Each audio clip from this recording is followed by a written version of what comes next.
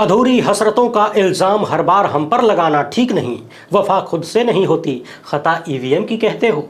ये मैं नहीं कह रहा हूँ, ईवीएम कह रही है। और ये पूरी बात मैं नहीं कह रहा हूँ, चुनाव आयोग के मुख्य आयुक्त राजीव कुमार कह रहे हैं। ईवीएम से लेकर चुनावी मैनेजमेंट, धन बल का दुरुपयोग, बड़े बड़े नेताओं के अनर्गल आरोप से लेकर फेक न्यूज, हेट स्पीच तथा सभी राजनीतिक दलों को बराबरी का अवसर प्रदान करने तक बहुत सारे मुद्दों पर चुनाव आयोग के मुखिया ने प्रेस कॉन्फ्रेंस करके बहुत कुछ बोला है। मगर बहुत कुछ बोलने में बहुत कुछ घोंट भी गए, बहुत कुछ इस तरीके से भी बोला गया जहां बोलने न बोलने में कोई विशेष फर्क नहीं था।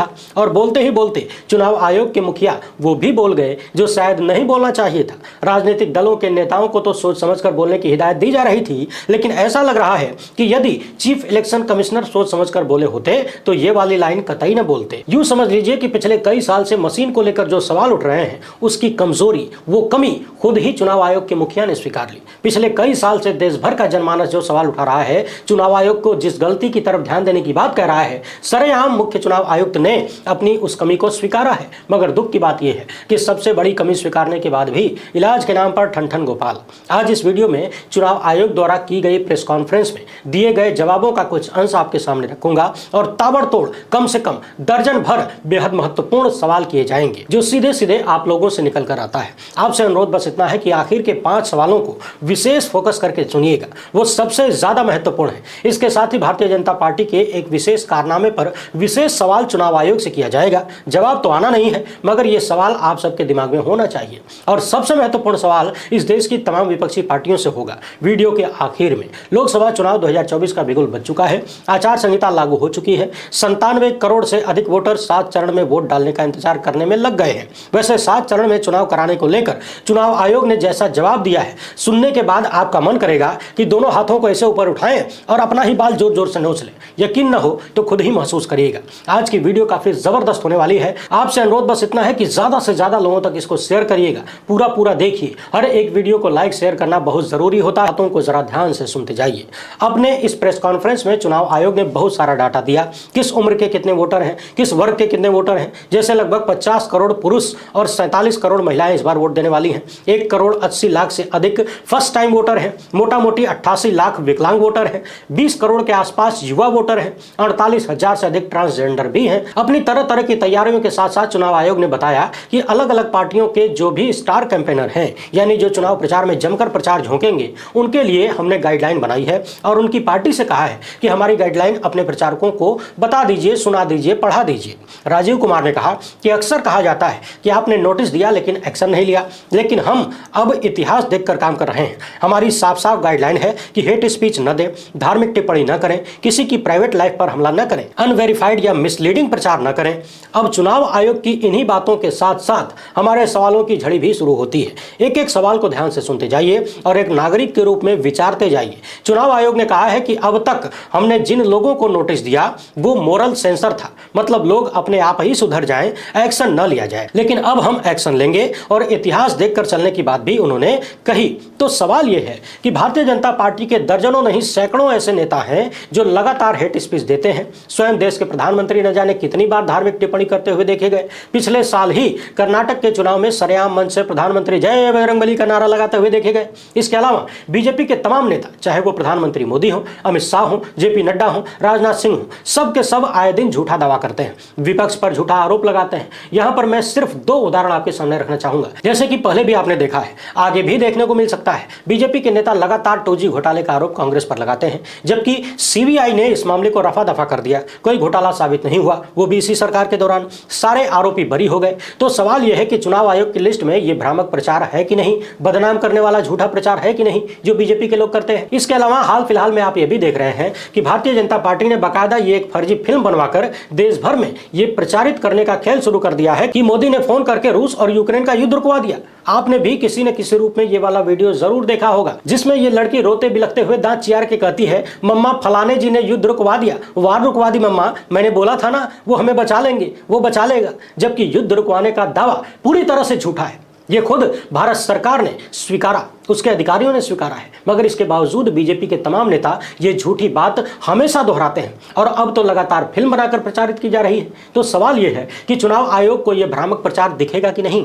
आप लोगों के मन में यह सवाल हो सकता है कि आचार संहिता लागू होने के बाद क्या ऐसा प्रचार किया जा रहा है। तो एक बात ध्यान में रखिए, सोशल मीडिया तथा इंटरनेट पर अब आचार संहिता वगैरह लगने का कोई फर्क दिखाई नहीं देता है, हो भी नहीं सकता। हालांकि ये कह सकते हैं कि यह फर्क देखने को मिल सकता था यदि चुनाव आयोग मजबूती से इस पर नजर रखे तो, मगर सोशल मीडिया पर वोटिंग के वक्त तक भारतीय जनता पार्टी का प्रचार प्रसार जोर शोर से चलता रहता है। और सोशल मीडिया तो छोड़िए, गोदी मीडिया को देखिए, आखिरी दम तक प्रचार चलाया जाता है। युद्ध रुकवाने का यह फर्जी वीडियो लगातार व्हाट्सएप यूनिवर्सिटी में ठेला जा रहा है। सवाल यह है कि क्या चुनाव आयोग इस वीडियो पर रोक लगाने की कार्रवाई करेगा।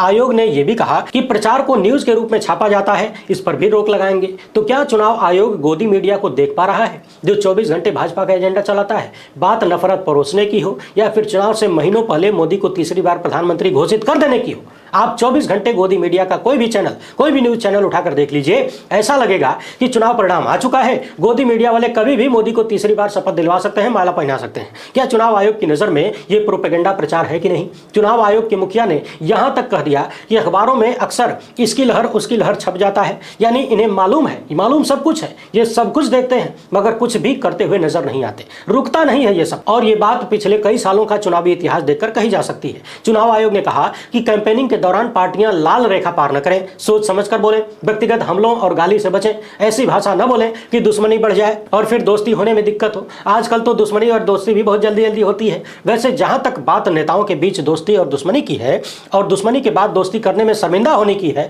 तो भाजपा इन चीजों से बहुत आगे निकल चुकी है, बहुत ऊपर हो चुकी है। देश के जिन नेताओं को प्रधानमंत्री अपनी ही जबान से परम भ्रष्टाचारी बताते हैं, 4 दिन बाद उन्हें ही अपनी सरकार में मंत्री बनाते हैं, माला पहनाते हैं। बहरहाल राजनीति में सब कुछ चलेबुल होता है, ऐसा नहीं है कि अन्य पार्टियां इस मामले में बहुत साफ सुथरी हैं। वीडियो में बने रहिएगा, आगे कुछ मसले बेहद महत्वपूर्ण हैं। पत्रकारों का सवाल लेते हुए चुनाव आयोग ने बहुत सारे जवाब दिए। इसमें एक सवाल था कि 7 चरण में चुनाव क्यों करवाया जा रहा है। लगातार यह आरोप आप पर लगता है कि सत्ताधारी दल को फायदा पहुंचाने के लिए ऐसा किया जा रहा है। तो इसका जो जवाब चुनाव आयोग ने दिया उसे जरा ध्यान से सुनिए। मुख्य चुनाव आयुक्त ने कहा कि आप जरा पूरे देश का भौगोलिक कंडीशन देखिए, नदी नाले, बर्फ, पहाड़, जंगल, गर्मी, सिक्योरिटी फोर्सेज को एक जगह से दूसरी जगह मूव करने में कितनी दिक्कत होती होगी। इसी बीच तमाम त्योहार आ जाते हैं, बहुत सारी बाधाएं आती हैं। तो 7 चरण में चुनाव कराने का उद्देश्य किसी को फेवर करना या किसी को नुकसान पहुंचाना बिल्कुल नहीं है। अब यहाँ जो सवाल उठता है वो बेहद महत्वपूर्ण है। साल 2004 का लोकसभा चुनाव याद करिए। यह चुनाव मात्र 4 चरण में हुआ था और 20 अप्रैल से शुरू होकर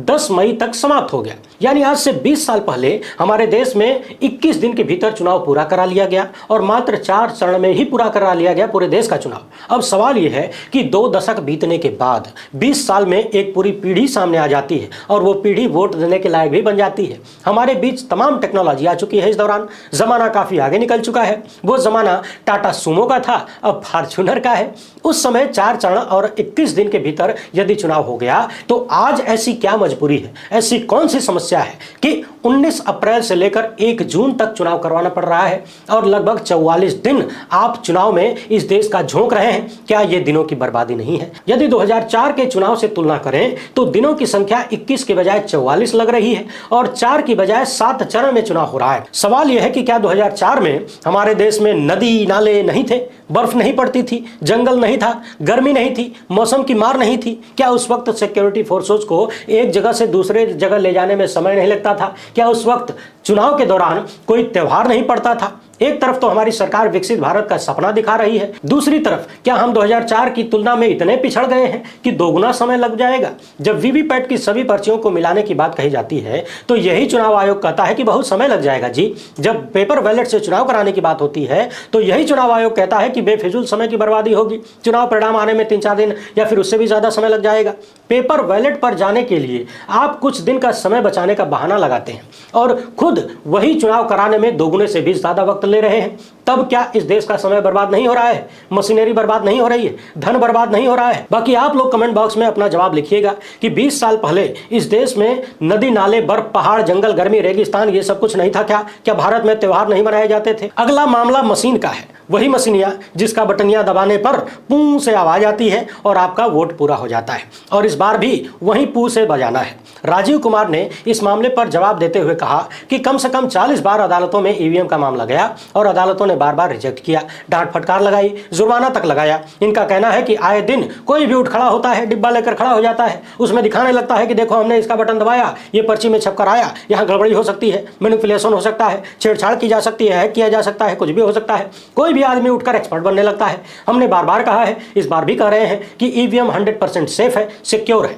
मगर सवाल यह है कि हे परम निष्पक्ष और ईमानदार चुनाव आयोग और उसके मुखिया, जो लोग ये सवाल उठा रहे हैं कि मशीन में कुछ गड़बड़ी हो सकती है, छेड़छाड़ हो सकती है, उन लोगों को बुलाकर आपने उनके सवालों का जवाब क्यों नहीं दिया? जब सुप्रीम कोर्ट के तमाम वकील आपसे मशीन मांग रहे हैं परीक्षण के लिए और अपने दावों को सिद्ध करने के लिए, तो फिर आप दुम दबाकर भागते हुए नजर क्यों आते हैं? जिस तरीके से आप सवाल उठाने वालों को हल्का करने की कोशिश कर रहे हैं कि कोई भी डब्बा लेकर खड़ा हो जाता है, कोई भी एक्सपर्ट बनने लगता है, उसी तरीके से यदि आप उनके सामने खड़े होकर यह बात कहते और उनके दावों को झूठा साबित कर देते तो यह बात आपको कहने की जरूरत नहीं पड़ती। इस देश की जनता खुद ही कहती कि ये लोग मशीन पर झूठ बोल रहे हैं, चुनाव आयोग एकदम निष्पक्ष है, मशीन एकदम सिक्योर है। लेकिन आपने न सिर्फ सुप्रीम कोर्ट के वकीलों की बात अनसुनी की, बल्कि मशीन पर सवाल उठाने वाले सैकड़ों, हजारों, लाखों, करोड़ों लोगों की बात भी नहीं सुनी। इसके अलावा आपने इस देश की तमाम विपक्षी पार्टियों को भी 2 कौड़ी का भाव नहीं दिया। महीनों से देश की तमाम विपक्षी पार्टियां, इंडिया गठबंधन की बहुत सारी पार्टियां चुनाव आयोग से मुलाकात का समय मांग रही हैं,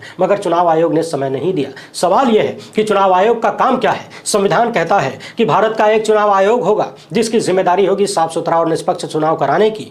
यह सब कुछ इसलिए होता है ताकि आम आदमी का भरोसा लोकतंत्र में बना रहे, चुनावी प्रणाली पर बना रहे, चुनाव आयोग पर बना रहे। मगर पिछले कई सालों में हजारों सवाल उठे, आपने उन सवालों का संतोषजनक जवाब क्यों नहीं दिया? आप सवालों से भागते हुए नजर क्यों आते हैं? देश की जनता का खुद के ऊपर भरोसा बनाए रखना यह आपकी जिम्मेदारी है। ईवीएम पर पूछे गए सवालों पर चुनाव आयोग के मुखिया ने कहा कि मुझे मालूम था यह सवाल तो आएगा ही, इसीलिए मैंने रात में लिखा कि अधूरी हसरतों का इल्जाम हर बार हम पर लगाना ठीक नहीं, वफा खुद से नहीं होती, खता ईवीएम की कहते हो। और यह शेर सुनाते हुए राजीव कुमार कहते हैं कि ये मैं नहीं कह रहा हूं, ईवीएम कह रही है। जबकि थोड़ी ही देर पहले इन्होंने कहा कि मैंने रात में लिखा। वैसे आप भी समझ सकते हैं, कोई भी कह सकता है कि ईवीएम तो एक मशीन है, वो कैसे कुछ लिखेगी, कहेगी और शेर सुनाएगी। लेकिन आप शायद गलत हैं। जो मशीन डाले गए वोटों और गिने गए वोटों में बड़ा अंतर दिखा सकती है, और एक नहीं बल्कि भारत के 370 से अधिक लोकसभा सीटों पर दिखा सकती है, और अंतर भी 2-4 वोटों का नहीं बल्कि 20-20 हजार के आसपास वोटों का अंतर दिखा सकती है। तो फिर वो मशीन शेरो शायरी क्यों नहीं कर सकती, बोल क्यों नहीं सकती? मुमकिन है योजना के तहत कुछ भी हो सकता है। लगे हाथ 4-5 सवाल यही दाग देता हूं, सुन लीजिए। अब जब ईवीएम शेरो शायरी करने ही लगी है, अब तक वोटों में ऊपर नीचे हुआ करता था, अब बोलने भी लगी है, तो फिर क्यों ना उस मशीन से श्री राजीव कुमार कुछ सवाल पूछ ले, पूछकर देश की जनता को बता दें। पूछें कि हे चुनाव आयोग के पास पड़ी तमाम मशीनों, तुम्हारी सहेलियां जिनकी संख्या 19 लाख से अधिक बताई जाती है, वो कहां हेरा गई हैं, कहां खो गई हैं? हालांकि 19 लाख के मसले पर भी राजीव कुमार ने जिक्र किया, मगर जवाब कुछ नहीं दिया। सिर्फ ये कहा कि सवाल उठाया जाता है। समझने वाली बात यह है कि यदि सवाल उठाया जाता है तो आप उसका जवाब दे दीजिए। ऐसा जवाब दीजिए कि सवाल उठाने वालों का मुंह बंद हो जाए। मगर जब आप जवाब ही नहीं देंगे तो सवाल तो और ज्यादा उठेंगे। लेकिन अब तो मशीन से संबंधित किसी भी सवाल का जवाब बड़ी आसानी से मिल सकता है, क्योंकि मशीन शेरोशायरी करने लगी है। क्यों ना राजीव कुमार जी मशीन से ही पूछ ले, बताओ तुम्हारी 19 लाख सहेलियां कथित रूप से कहां गायब हो गई? हे मशीन तुम बताओ, साल 2019 के लोकसभा चुनाव में 370 से अधिक सीटों पर डाले गए वोटों और गिनती किए गए वोटों में इतना बड़ा अंतर कैसे आ गया? हे मशीन तुम ही बताओ, जहां तुम बनती हो वहां इंडिपेंडेंट डायरेक्टर्स की सूची में 4 लोग भाजपाई कैसे घुस गए? हे मशीन तुम ही बता दो। हाल ही में विधानसभा के चुनाव में मध्य प्रदेश में जो आरोप लगा कि गिनती के समय बहुत सारी मशीनें 99% तक चार्ज थीं, ये कैसे हो गया मशीन? हे मशीन, क्या तुमने अपने ऊपर कोई सोलर पैनल लगा रखा है? तुम अपने से चार्ज हो जाती हो क्या? मशीन तुम ही बताओ। एक वक्त में जो भाजपा के नेता और आरएसएस से जुड़े हुए लोग इसी मशीन पर सवाल उठाते थे, कहते थे कि देश के लोकतंत्र के लिए बड़ा खतरा हो सकता है, अब वही लोग इस मशीन की आरती क्यों उतारते हैं? हे मशीन तुम ही बताओ। दुनिया भर के बड़े बड़े देशों ने तुम्हें लात क्यों मार दिया? दुनिया भर की तमाम अदालतों ने क्यों कह दिया कि तुमसे चुनाव करवाना लोकतंत्र के लिए ठीक नहीं है, ये साफ सुथरा ईमानदारी पूर्ण नहीं है? हे मशीन तुम ये भी बताओ, चुनाव के दौरान और चुनाव के बाद भी इधर उधर कैसे गायब हो जाती हो, कहीं से कैसे पकड़ा जाती हो? आगे राजीव कुमार ने मशीन पर कहा कि चुनाव के बाद जब परिणाम विपक्षी दलों के पक्ष में आ जाता है तो अपनी बात पर ये लोग कायम नहीं रह पाते। जबकि सबसे बड़ा सवाल ये है कि मशीनों के माध्यम से कौन जीता कौन हारा महत्वपूर्ण ये नहीं है, महत्वपूर्ण ये है कि इस देश की जनता उस पर भरोसा करती है कि नहीं। और सबसे बड़ी बात यहीं पर खुद ही चुनाव आयोग के मुखिया ने स्वीकार ली, अपनी ही जबान से कह दिया। जरा ध्यान से सुनिएगा। एक सवाल के जवाब में जहां 14 मशीनों को एक साथ जोड़कर वोटों की गिनती करने की बात हो रही थी, तब चुनाव आयोग के मुखिया ने कहा कि अभी हम एक एक मशीन के वोटों की गिनती करते हैं, तब तो लोगों को भरोसा ही नहीं है। अगर हम 14 मशीनों को जोड़ देंगे तो लोग कहेंगे कि पता नहीं क्या कर दिया। सुनने में तो ये बात आम लग रही होगी, मगर फिर से सुनिए। दुनिया के सबसे बड़े लोकतांत्रिक देश में दुनिया का सबसे बड़ा चुनाव आयोग और उसका सबसे बड़ा अधिकारी ये बात कह रहा है कि अभी हम एक एक मशीन के वोटों की गिनती करते हैं, तब तो लोगों को भरोसा ही नहीं है। लोग भरोसा ही नहीं कर रहे हैं। यानी चुनाव आयोग को ये मालूम है कि देश की जनता का एक बड़ा हिस्सा उस पर भरोसा नहीं कर रहा है, मशीन पर भरोसा नहीं कर रहा है, सवाल कर रहा है। यानी जिस चुनाव आयोग की जिम्मेदारी होती है देश में निष्पक्ष और साफ सुथरा चुनाव कराने की, उसके मुखिया खुद ही मान रहे हैं कि देश के लोगों को इस मशीन पर भरोसा नहीं है। इससे बड़ा और क्या कारण हो सकता है कि मशीन को हटा दिया जाए? एक तरफ चुनाव आयोग के मुखिया ये बात कह रहे हैं कि लोग इस पर भरोसा नहीं कर रहे, दूसरी तरफ जबरदस्ती देश की जनता के कपार पर मशीन थोपी जा रही है, जबकि लोकतंत्र भरोसे का नाम होता है। यदि यह सिद्ध भी हो जाए कि इस मशीन में कहीं कोई गड़बड़ी नहीं है, नहीं हो सकती, हालांकि अब तक किसी ने इसको सामने आकर सिद्ध नहीं किया, ना ही तमाम सवालों के जवाब दिए गए, मगर इसके बावजूद यदि यह सिद्ध भी हो जाए कि मशीन परम पवित्र है, कोई गड़बड़ी नहीं हो सकती, फिर भी यदि इस देश की जनता को भरोसा नहीं है तो व्यवस्था बदल देनी चाहिए, उस पर विचार करना चाहिए। जिस देश की जनता को अपनी सरकार चुनने का अधिकार है, उसे सरकार चुनने के माध्यम को चुनने का भी अधिकार है। चुनाव आयोग के मुखिया ने सभी पार्टियों को इन्वॉल्व करने की बात कही, मगर इंडिया गठबंधन की दर्जनों पार्टियां महीनों से चुनाव आयोग से समय मांग रही हैं। चुनाव आयोग के पास टाइम नहीं है। एक तरफ चुनाव आयोग का कहना है कि एक उम्मीदवार 90 लाख अधिकतम खर्च कर सकता है, सभी पार्टियों को अपने खर्चे का ब्यौरा देना पड़ता है, इनकम का ब्यौरा भी देना पड़ता है। दूसरी तरफ सवाल ये उठता है कि क्या चुनाव आयोग सभी के खर्चों का ब्यौरा जांच पाता है और उसको सारा ब्यौरा मिलता भी है? आप खुद ही महसूस कर रहे होंगे। अपना मोबाइल फोन उठाइए, कोई भी सोशल मीडिया ऐप खोल लीजिए, यूट्यूब पर किसी का वीडियो देखिए, व्हाट्सएप ही खोल लीजिए, फेसबुक पर देखिए, इंस्टाग्राम पर देखिए, या फिर कहीं पर भी गूगल की वेबसाइट खोल लीजिए, खासकर न्यूज वेबसाइट खोल लीजिए।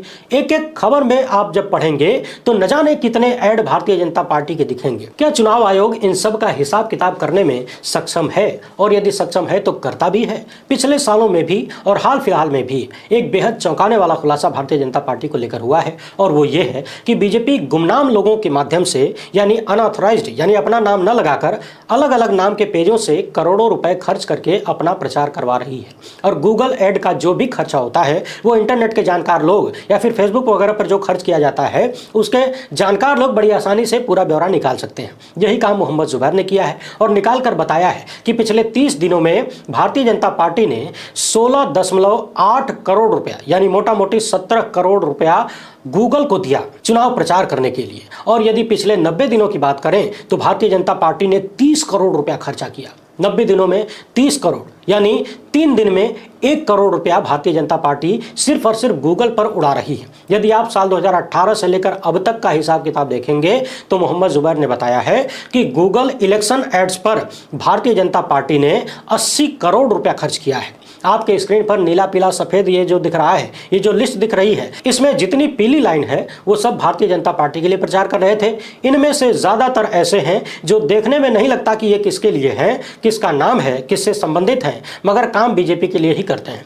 इस पर पूरा प्रचार बीजेपी का होता है। अब करोड़ों रुपए लगाकर कोई अन्य व्यक्ति, कोई सामान्य व्यक्ति किसी पार्टी का प्रचार क्यों करेगा? इसका जवाब केवल विश्वगुरु टाइप के लोग ही दे सकते हैं। सवाल यह भी है कि भारतीय जनता पार्टी यदि पैसा देकर अन्य लोगों से प्रचार करवा रही है तो फिर ये चोरी छुपे करने की जरूरत क्यों पड़ रही है? और जो पैसा दिया जा रहा है वो काला धन है क्या? यदि काला धन नहीं है तो फिर सफेद तरीके से दिखाने में क्या दिक्कत है? सबसे महत्वपूर्ण सवाल यह है कि अभी आपके स्क्रीन पर जो खर्चा दिख रहा है, मोहम्मद जुबैर के अनुसार ये सिर्फ 90 दिनों का खर्चा है और केवल फेसबुक तथा इंस्टाग्राम का खर्चा है। केवल फेसबुक तथा इंस्टाग्राम पर भारतीय जनता पार्टी ने इस तरीके से करोड़ों रुपए 3 महीने के भीतर बहाए हैं, मगर चोरी छुपे बहाने का मसला कुछ समझ में नहीं आता। बाकी गूगल पर जो प्रचार का खर्च है वो अलग है। पिछले 90 दिनों में गूगल पर 30 करोड़ रुपया खर्चा किया गया भारतीय जनता पार्टी की तरफ से। और इलेक्टोरल बॉन्ड का जो खुलासा हुआ है वो सब आपके सामने है। जिन कंपनियों की कमाई 1 रुपया है वो 100 रुपए से अधिक का चंदा दे रही हैं। जिन कंपनियों के यहाँ छापेमारी होती है तुरंत उनकी तिजोरी खुल जाती है चुनावी चंदा देने के लिए। बहुत सारे लोग जब चंदा देते हैं तो सरकार की तिजोरी खुल जाती है उसको टेंडर देने के लिए। बाकी अभी बहुत सारे खुलासे होने बाकी हैं, इंतजार करते रहिए, बारी बारी से सब सामने आएगा। चुनाव प्रचार में खर्चे खर्चे को लेकर सबसे महत्वपूर्ण सवाल यह है कि क्या चुनाव आयोग इन चीजों को देखता है और अभी आचार संहिता लागू होने के बाद भारतीय जनता पार्टी ऑनलाइन प्रचार में कितना पैसा खर्च कर रही है, और सिर्फ बीजेपी ही क्यों, सभी राजनीतिक दल कितना पैसा खर्च कर रहे हैं, पैसा कहां से आ रहा है, कितना आधिकारिक रूप से खर्च हो रहा है, कितना चोरी छुपे हो रहा है, जैसे फर्जी पेज से कितना प्रचार करवाया जा रहा है, इसका हिसाब क्या चुनाव आयोग लगा पाएगा और लगाएगा? और क्या इस देश में कोई भी ऐसी संस्था है जो ये पता लगाए कि इतना मोटा मोटा पैसा, करोड़ों अरबों रुपया केवल ऑनलाइन प्रचार में खर्चा किया जा रहा है, तो ये पैसा कहां से आ रहा है? जो फर्जी पेज भारतीय जनता पार्टी का प्रचार कर रहे हैं, उस पर करोड़ों रुपया फूंक रहे हैं, वो पैसा किस रूप में उन्हें दिया जाता है, क्यों दिया जाता है? क्या इन सब का हिसाब किताब करने वाला कोई है? मुंह में माइक सटाकर लेवल प्लेइंग फील्ड, ईमानदारी और निष्पक्षता की बात कहना बड़ा आसान है, और सवालों से भाग लेना, कन्नी काट लेना, वो भी बड़ा आसान है जब गोदी मीडिया का दौर हो। बड़े बड़े पदों पर बैठे लोग ये काम बड़ी आराम से कर लेते हैं। इसी प्रेस कॉन्फ्रेंस में नेशनल हेराल्ड की ये महिला पत्रकार अस्लीन मैथ्यू ने जब नेताओं के खिलाफ होने वाली शिकायत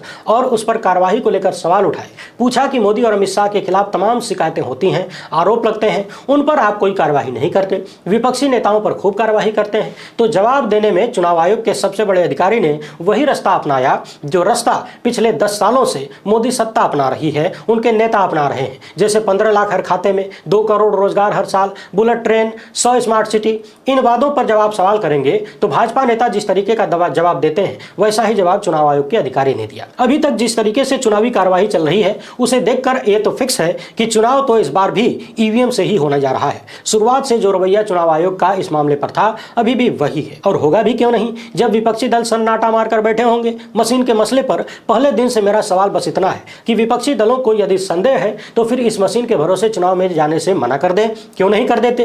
क्या भारतीय जनता पार्टी अकेले चुनाव लड़ने जाएगी? हाल ही में कांग्रेस के प्रवक्ता पवन खेड़ा ने कहा कि महीनों से हम चुनाव आयोग से मुलाकात करने का समय मांग रहे हैं, समय नहीं दिया जा रहा है। कितना निष्पक्ष है चुनाव आयोग, देख लीजिए। यही सवाल तो पवन खेड़ा और कांग्रेस से भी होना चाहिए, तमाम विपक्षी दलों के नेताओं से होना चाहिए कि जब आपको इस मशीन पर संदेह है तो फिर 2 ही रास्ते हैं, या तो आप इसके भरोसे चुनाव में मत जाइए, मना कर दीजिए कि हम चुनाव लड़ेंगे ही नहीं, अन्यथा चुप मारकर चुनाव लड़िए, ईवीएम का रोना रोना बंद कर दीजिए, और आप जनता भी इस मसले पर हमको बार बार फोन करना, मैसेज करना बंद कर दीजिए। हम सिर्फ बात ही कर सकते हैं, सवाल कर सकते हैं, और क्या कर सकते हैं?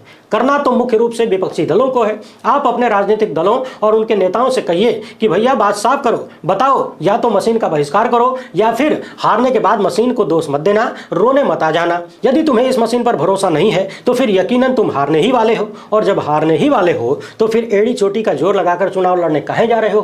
क्या तुम मशीन के नाम पर सिर्फ और सिर्फ भारत की जनता को बेवकूफ बना रहे हो? यही बात आप लोग सीधे सीधे अपने नेताओं से कहिए, हमसे मत कहिए। क्या आपने कभी ऐसा देखा है कि किसी मरीज को जिस डॉक्टर पर बिल्कुल भरोसा न हो, लगता हो कि वो हमारी जान ले लेगा, बार बार उसी के यहाँ इलाज करवाने जाए? ऐसा बिल्कुल नहीं होता। तो